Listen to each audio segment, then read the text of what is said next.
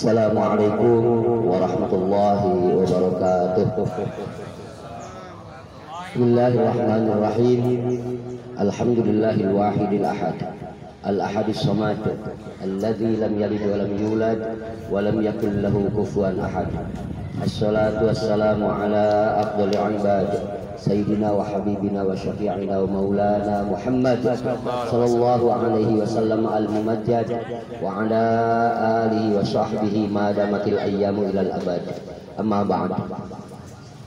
Para jamaah sadayana, pengurus rumah santri, Bapak budayawan, Mbah Haris, dan penulis buku Bapak Joko. Alhamdulillah, Bapak Bambang, alhamdulillah wa syukru ala ni'amillah. Pada saat ini kita bisa berkumpul bersama di rumah santri. Santri itu siap amankan negara tercinta Republik Indonesia.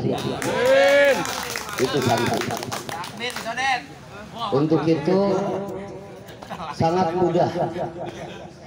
Satu, santri itu menjadi santri adalah upaya untuk menjadi manusia sejati, agar kita mampu mentauladani baginda Nabi dan menjadi insan yang madani. Itu adalah santri.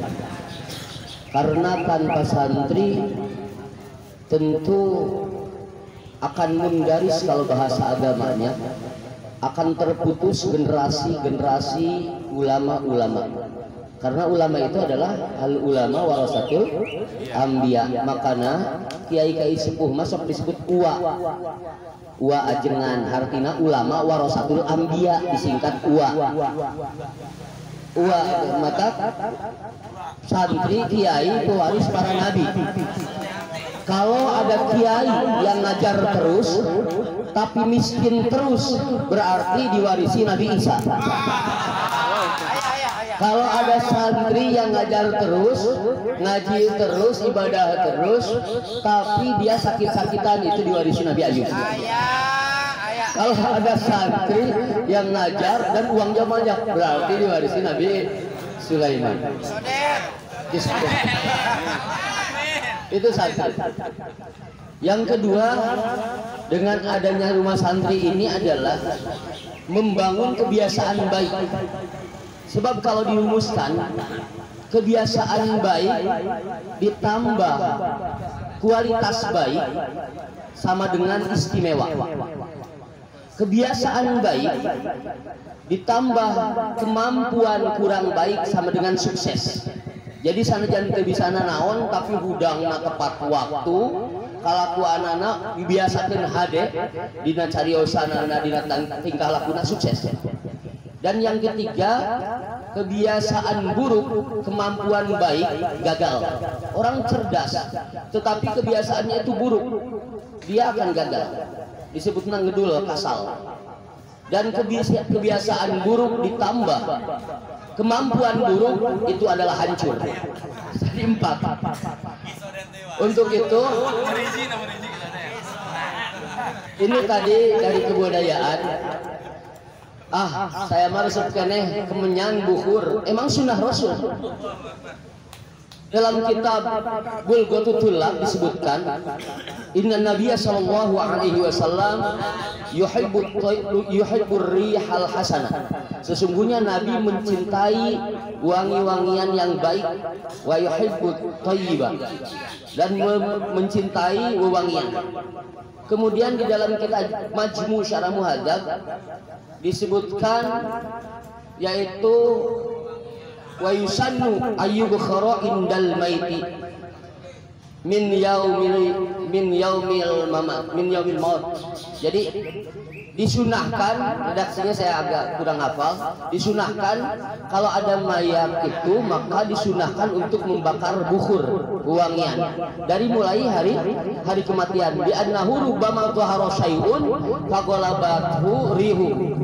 Karena mungkin akan tercium bau yang kurang enak, lalu akan dikalahkan dengan wangian tersebut. Dan malaikat itu cinta yang wangi-wangi. Makanya kalau perokok itu bau, itu malaikat kurang sedap, kurang suka. Makanya bagi perokok itu, perokok deh, orang yang cerdas itu 100% berhenti merokok. Sabab lamun terus wae kasumut. Jadi kalau sudah serius. Kemudian ya tapi ketahuan. Jadi lamun jalma mau rokok hungkul ya boga korek, maka berarti besar harapan pasti ya. Orang bawa korek ya berarti dia pemberi ya, sama orang lain. Tapi kalau cuma bawa korek nggak bawa rokok berarti besar harapan. Tapi lamun rokok teu mawa, korek teu mawa, musafir berarti. Kemudian kita berziarah. Kaidah ziarah sudah tahu semuanya. Kuntu nahaitukum an ziyaratil qabri ala fazuruha. Sabda Rasul, aku dulu melarang kalian untuk berziarah ke kubur ketika akidah lemah. Takut orang-orang minta kepada ahli kubur, sebab minta kepada Allah. Fa idza sta'anta fasta'in billah. Ketika diminta, mintalah kepada Allah. Tetapi ketika kuat akidah umat Islam, ala ingatlah sekarang fazuruha. Ziarahlah. Tujuannya Allah sebutkan dalam surat Ali Imran ayat 191. Macana Ali Imran lain Ali Imran. Namun Ali Imran Mang Imran. Kalau Ali Imran keluarga Imran, Ali itu keluarga, Imran itu Imran, jadi keluarga Imran.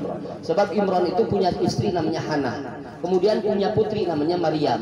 Punya putra namanya Nabi Isa. Jadi keluarga itu hebat. Lalu Allah terapkan, Allah abadikan dalam Al-Qur'an, disebutlah Ali Imran.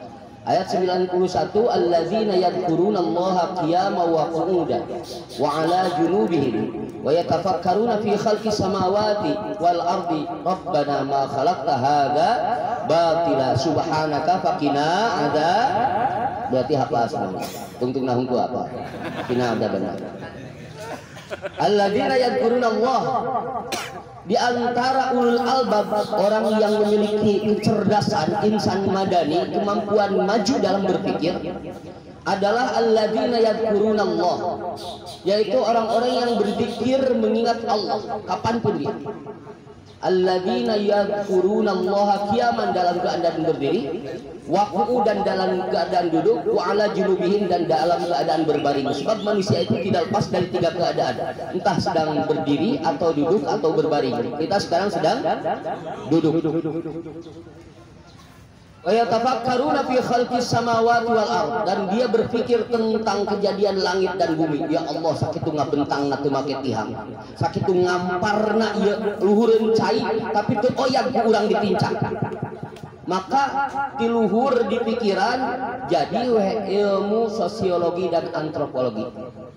Di pikiran tihanap, maka jadi 8 lembaga penerbangan dan antariksa. Oh iya teh, kayak lamun bergeser, lamun kata 8 nih penelitiannya, cek and dicek di set 8 itu, ketika gempa terjadi tiada henti terus menerus 100 tahun, maka bumi itu akan bergeser selama ya dengan 7 cm saja, hanya 7 cm. Sementara urang mah kamari dihebohkeun kiblat berubah robah sararea. Padahal kan ukur 7 cm lamun 100 tahun lagi. Ya.